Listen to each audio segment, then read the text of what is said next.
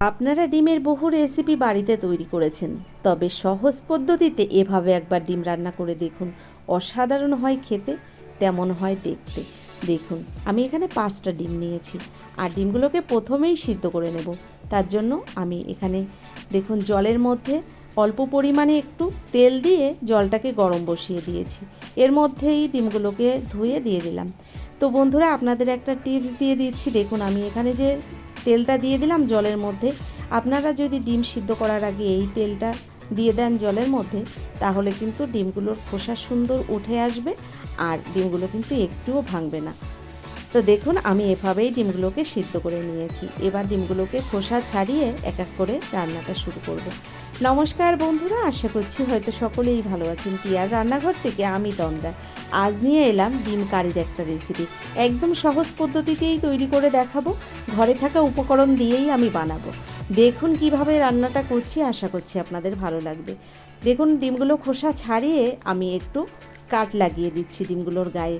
তো এভাবে বাকি ডিমগুলোকেও আমি ছুরি দিয়ে কাট লাগিয়ে দিয়েছি। প্রথমেই দেখুন, আমি ডিমগুলোকে নুন হলুদটা মাখিয়ে নিচ্ছি। তো দিয়ে দিলাম পরিমাণ মতো নুন হলুদ, আর এর সঙ্গে অল্প পরিমাণে একটু লাল লঙ্কার গুঁড়ো দিয়ে দিচ্ছি। দেখুন, এটা কিন্তু জাস্ট কালারের জন্য। দেখুন, আমি লঙ্কার গুঁড়ো আর নুন হলুদটাকে বেশ ভালো করে এই ডিমের সঙ্গে মাখিয়ে নিচ্ছি। এই নুন হলুদ আর লঙ্কার গুঁড়োটা দেওয়ার কারণে ডিমটা কিন্তু দেখতে দারুণ হয়। তো এভাবেই আমি এবার ডিমগুলোকে ভেজে নেব। তো নুন হলুদ লঙ্কার গুঁড়োটা বেশ ভালো করে আমি দেখুন ডিমের গায়ে মাখিয়ে দিয়েছি। আর এদিকে দেখুন, আমি একটা প্যান বসিয়ে দিয়েছি গরম করতে। আজকে আমি ইন্ডাকশানেই রান্নাটা করছি।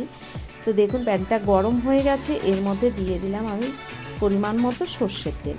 ওই এখানে প্রায় 4 চামচ মতো আমি সর্ষের তেল ব্যবহার করেছি। দেখুন, তেলটা দেওয়ার পরে এবার এক এক করে আমি ডিমগুলো এই তেলের মধ্যে ভেজে নিচ্ছি। বন্ধুরা, ডিমগুলো ভাজা হতে হতে আমি কয়েকটা গুরুত্বপূর্ণ কথা বলতে চাই। আপনারা দেখেছেন কয়েকদিন হলো আমার এই নতুন চ্যানেলে আমি ভিডিও আপলোড দিচ্ছি। তো আমার বেশ কিছু পুরনো বন্ধুরা আমার পরিবারে চলে এসেছে। অনেকে আসছে, আবার অনেকে এসে কি করছে, বন্ধু তোমার পরিবারে চলে এলাম, তুমি 24 ঘন্টা পরে অবশ্যই চলে এসো। আবার 24 ঘন্টা পরে এসে বলছে টাইম হয়ে গেছে, এখনও তো এলে না। এরকম বেশ কিছু প্রশ্ন করছে আমাকে। আমি আপনাদের অবশ্যই বলবো, আপনারা এরকম চিন্তা ভাবনা নিয়ে আমার পরিবারে আসবেন না।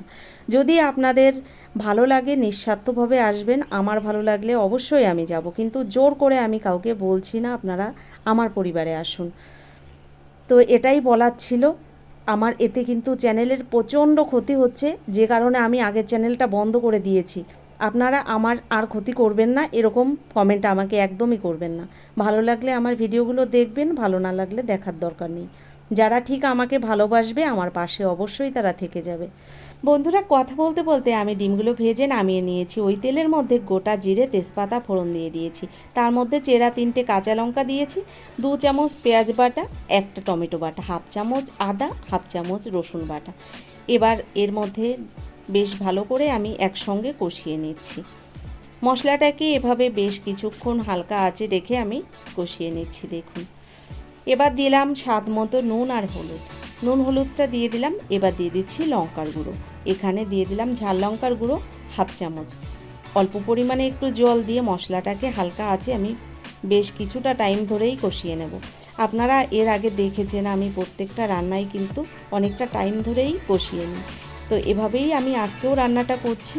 দেখুন, মশলাটাকে কিছুক্ষণ কষিয়ে নিয়ে কাঁচা মশলা থেকে গন্ধ ছেড়ে দিয়েছে। এবার এর মধ্যে দিয়ে দিলাম জিরের গুঁড়ো আর ধনিয়া গুঁড়ো হাফ চামচ করে দিয়েছি। আর এবার এভাবেই আরও কিছুক্ষণ মশলাটাকে কষিয়ে নিচ্ছি। তো আপনারা দেখুন, আস্তে আস্তে মশলা থেকে কিন্তু তেল ছেড়ে দিয়েছে। তো এভাবে আমি আরও কিছুটা টাইম মশলাটাকে কষিয়ে নেব। মশলাটা যত ভালো কষানো হয় রান্নাটা কিন্তু ততটা কালারফুল হয় দেখতে। আপনারা হয়তো অনেকেই জানেন, আবার অনেকে জানেন না কী কারণে দেখতে এত সুন্দর কালার হয়। দেখুন, মশলাটাকে বেশ ভালো করে কষিয়ে নেওয়ার পরে দিয়ে দিলাম আমি ভেজে রাখা ডিম। এবার ডিমগুলো দেওয়ার পরে আমি দিয়ে দিচ্ছি পরিমাণ মতো জল। পরিমাণ মতো জল বলতে একটা মিডিয়াম সাইজের বাটির 1 বাটি জল এখানে আমি ব্যবহার করেছি। দেখুন, জলটা দেওয়ার পর খুন্তি দিয়ে নেড়ে চেড়ে বেশ ভালো করে মশলার সঙ্গে জলটাকে মিশিয়ে দিলাম। এভাবে আমি ওভেনের ফ্লেমটাকে একটু বাড়িয়ে দিয়ে রান্নাটা করে নেব। তো আমি প্রায় 5 মিনিট মতো এভাবে ওভেনের ফ্লেমটাকে বাড়িয়ে দিয়েছি আর এভাবে রান্নাটা করে নেব। তো বন্ধুরা, এটা একদম অল্প মশলা ঘরোয়াভাবেই রান্নাটা করা হয়, কিন্তু খেতে হয় দুর্দান্ত টেস্ট। আপনারা অবশ্যই একবার এভাবে বাড়িতে বানিয়ে দেখবেন, ভীষণ ভালো হয় খেতে। আর যারা ডিম খেতে পছন্দ করেন এইভাবে একবার বানিয়ে দেখুন, তাহলেই বুঝতে পারবেন। দেখুন কিছুক্ষণ আমি এভাবেই ঝোলটাকে ফুটিয়ে নিয়েছি। এবার দিয়ে দিচ্ছি এর মধ্যে অল্প পরিমাণে একটু চিনি। এটা একদমই অপশনাল, আপনারা যারা মিষ্টি পছন্দ করেন না একদমই দেওয়ার দরকার নেই। তবে আমি একটু রান্নার মধ্যে মিষ্টি মিষ্টি ফ্লেভারটা বেশি পছন্দ করি, তাই অল্প পরিমাণে একটু চিনি দিয়ে দিলাম। এভাবে ঝোলটাকে আরও কিছুক্ষণ দেখুন ফুটিয়ে নিয়েছি। রান্নাটা প্রায় হয়ে গেছে, অনেকটাই দেখুন ঝোল কমে এসছে, আপনারা বুঝতে পারছেন। এবার দেখুন এর মধ্যে দিয়ে দিলাম নামিয়ে নেওয়ার আগে অল্প পরিমাণে একটু গরম মশলা গুঁড়ো। গরম মশলা গুঁড়োটাকে বেশ ভালো করে আমি এই ডিমের কারির সঙ্গে মিশিয়ে দিলাম। রান্নাটা হয়ে গেছে, ওভেনটাকে আমি এবার বন্ধ করে ডিমের কারিটাকে নামিয়ে নেব। তো বন্ধুরা, আপনারা দেখলেন সিম্পল একটা রান্না। কেমন লাগলো এই রেসিপিটি অবশ্যই সেটা আমাকে কমেন্টসের মাধ্যমে জানাবেন। তো বন্ধুরা, আমার এই ডিমের কারির রেসিপিটি যদি আপনাদের ভালো লেগে থাকে তাহলে অবশ্যই আমার ভিডিওটি দেখার পরে একটা লাইক দিয়ে দেবেন।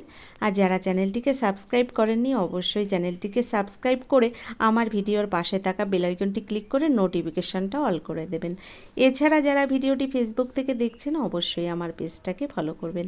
আমার ভিডিওর ডেসক্রিপশান বক্সে অবশ্যই আমি আমার লিঙ্কগুলো দিয়ে দেবো, আপনারা একবার হলেও যাচাই করে নেবেন। ধন্যবাদ ভিডিওটা দেখার জন্য।